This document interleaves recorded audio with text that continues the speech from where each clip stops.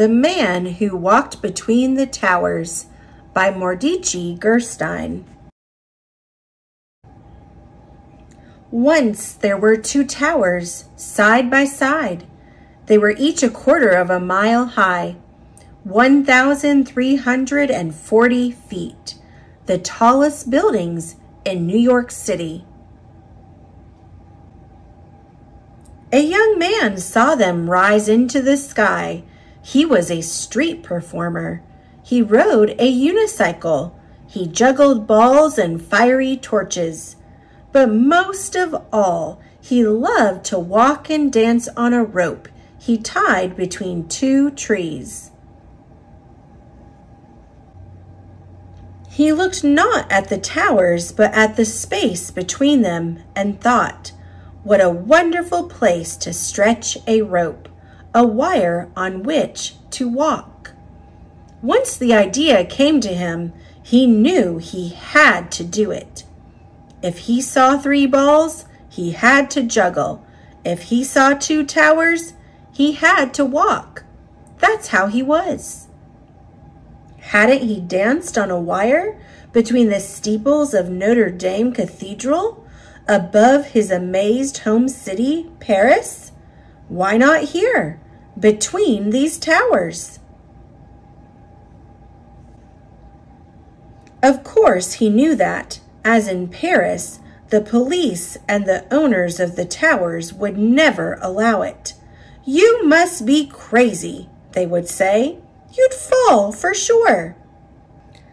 And so Philippe, that was the young man's name, began a plan to do it secretly. The buildings are not quite finished, he thought. Maybe if I dressed as a construction worker. Early on an August evening, he and a friend entered the South Tower. They got a 440-pound reel of cable and other equipment into the elevator, took it to the unfinished top 10 floors, and waited till nightfall when everyone had gone. Then they carried everything up 180 stairs to the roof. At midnight, on the other tower's roof, 2 more friends tied a thin, strong line to an arrow and shot it across to Philippe, 140 feet away. It missed and landed on a ledge 15 feet below the roof.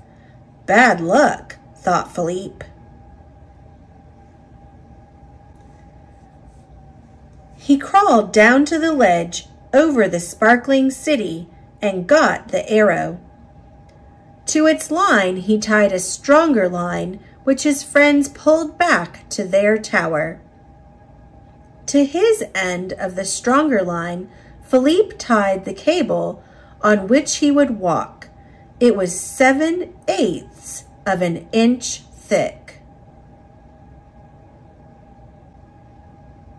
His friends pulled the cable over to their tower, but it was so heavy that it slipped from Philippe's grip. The cable's middle plummeted toward the street, pulling the friends on the other tower to the very edge. Philippe, just in time, secured his end. It took 3 hours to pull the cable back up. Frantically, as the stars faded, they tightened it between the towers. It was past dawn before they were ready.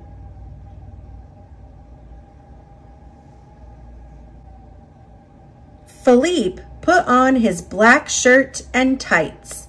He picked up his 28-foot balancing pole. All his life, he had worked to be here, to do this. As the rising sun lit up the towers, out he stepped onto the wire.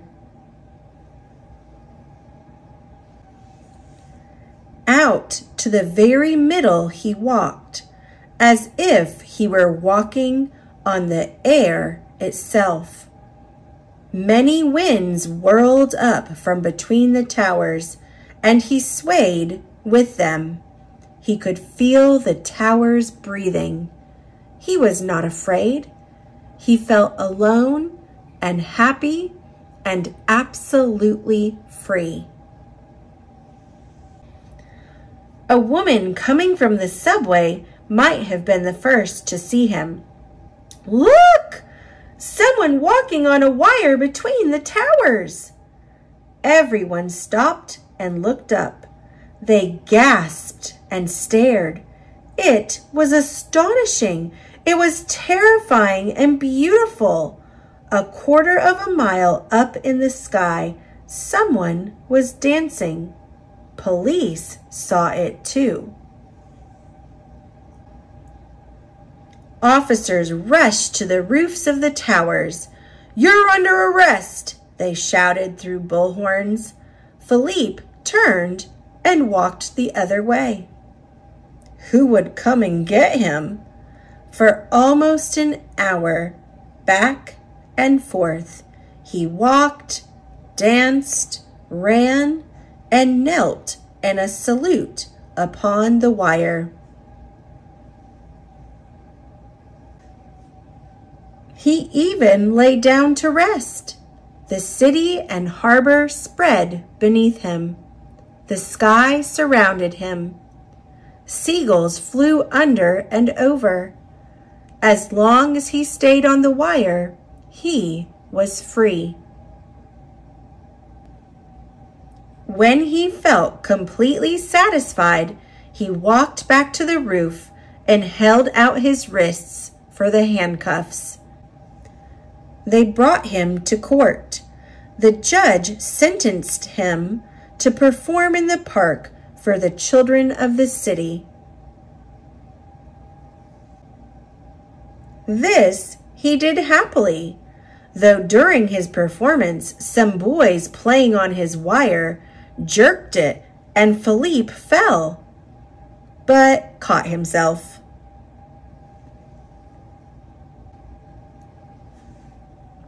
Now the towers are gone.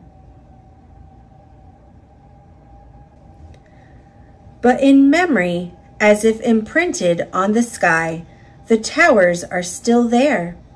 And part of that memory is the joyful morning, August 7th, 1974, when Philippe Petit walked between them in the air.